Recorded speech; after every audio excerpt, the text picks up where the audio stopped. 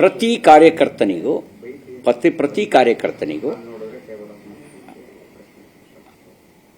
ಅಪೇಕ್ಷೆ ಪಡೋದಕ್ಕೆ ಅವಕಾಶ ಇದೆ. ಪಾರ್ಟಿಯ ಆಯಾ ಸಂದರ್ಭಕ್ಕೆ ಯಾರು ಸೂಕ್ತ ಅನ್ನೋ ನಿರ್ಣಯವನ್ನು ಪಕ್ಷ ತೆಗೆದುಕೊಳ್ಳುತ್ತೆ. ಅಪೇಕ್ಷೆ ಪಡೋದೇ ತಪ್ಪಲ್ಲ. ಪ್ರತಿಯೊಬ್ಬ ಕಾರ್ಯಕರ್ತನಿಗೂ ಕೂಡ ಅಪೇಕ್ಷೆ ಪಡೋದಕ್ಕೆ ಅವಕಾಶ ಇದೆ.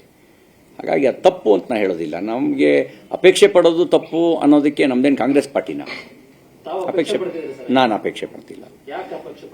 ಇಲ್ಲ, ನನಗೆ ಇವತ್ತು ರಾಷ್ಟ್ರೀಯ ಪ್ರಧಾನ ಕಾರ್ಯದರ್ಶಿಯಾಗಿ ಈ ಅವಕಾಶ ನಾನೇನು ಬಯಸಿದ್ದಲ್ಲ, ಪಕ್ಷ ಕೊಟ್ಟಿದ್ದು. ಹಾಗಾಗಿ ಪಕ್ಷ ಕೊಟ್ಟಿರೋ ಜಾಗದಲ್ಲಿ ಕೆಲಸ ಮಾಡ್ಕೊಂಡು ಚೆನ್ನಾಗಿದ್ದೀನಿ. ನಾನು ವೈಯಕ್ತಿಕ ನೆಲೆಯಲ್ಲಿ ಆಲೋಚನೆ ಮಾಡಿ ರಾಜಕಾರಣ ಮಾಡೋದಾಗಿದ್ದರೆ ಮಂತ್ರಿ ಸ್ಥಾನನೇ ಬಿಟ್ಟು ಹೋಗ್ತಿರ್ಲಿಲ್ಲ. ಹಾಗಾಗಿ ನಾನು ಯಾವತ್ತೂ ವೈಯಕ್ತಿಕ ನೆಲೆಯಲ್ಲಿ ಯೋಚನೆ ಮಾಡಿಲ್ಲ, ಮುಂದೆಯೂ ಯೋಚನೆ ಮಾಡಲ್ಲ. ನಮ್ಮ ಪಾರ್ಟಿಯನ್ನು ಗಟ್ಟಿಗೊಳಿಸೋದು, ಅದಕ್ಕೆ ಏನು ಮಾಡಬೇಕು, ಸಹಕಾರಿಯಾಗಿ ಕೆಲಸ ಮಾಡಬೇಕು, ಆ ಕೆಲಸ ನಾನು ಮಾಡ್ತೀನಿ. ಸುಮ್ಮನೆ ಹೈಪಥೆಟಿಕಲ್ ಪ್ರಶ್ನೆಗಳಿಗೆಲ್ಲ ಉತ್ತರಿಸಬಾರ್ದು, ತಪ್ಪಾಗುತ್ತೆ. ಈಗ ಮುಂಚೆ ಏನಾದ್ರು ಸಾರ್ವಜನಿಕ ಚರ್ಚೆ ಮಾಡಿದ್ರ ನ್ಯಾಷನಲ್ ಜನರಲ್ ಸೆಕ್ರೆಟರಿ ಮಾಡ್ತೀವಿ ಅಂತ? ಮಾಡಿರಲಿಲ್ಲ. ನನಗೆ ಅವ್ರು ನಿನ್ನ ಆದ್ಯತೆ ಯಾವುದು ಅಂತ ಕೇಳಿದಾಗ ಪಾರ್ಟಿ ಅಂತ ಹೇಳಿದೆ. ಪಾರ್ಟಿಗೆ ಹೋಗಿ ಕೆಲಸ ಮಾಡ್ತಾ ಇದ್ದೀನಿ. ಹಾಗಾಗಿ ಈಗ ನಾನು ಅದನ್ನು ಆ ರೀತಿ ಅಪೇಕ್ಷೆನೂ ಪಡಬಾರ್ದು ಮತ್ತು ಹೈಪಥೆಟಿಕಲ್ ಆಗಿರುವಂಥ ಊಹಾತ್ಮಕವಾಗಿರುವಂಥ ಪ್ರಶ್ನೆಗಳಿಗೆ ಉತ್ತರಿಸಲೂಬಾರದು.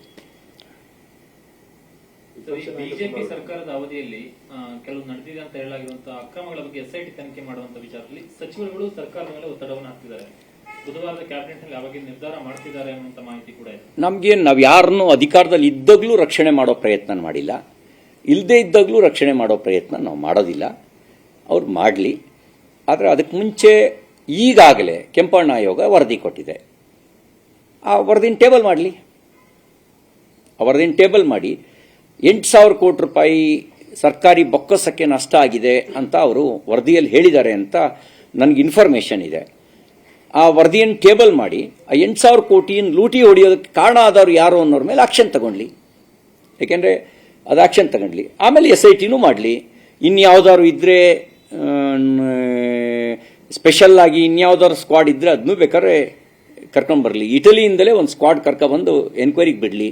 ಏನು ನಾನೇನು ಬೇಡ ಅಂತ ನಾನು ಹೇಳೋದಿಲ್ಲ. ಆದರೆ ಈಗಾಗಲೇ ನ್ಯಾಯಾಂಗ ತನಿಖೆಯಾಗಿ ರಿಪೋರ್ಟ್ ಆಗಿರೋದನ್ನು ಟೇಬಲ್ ಮಾಡಿ ಆಕ್ಷನ್ ತಗೊಂಡ್ಲಿ.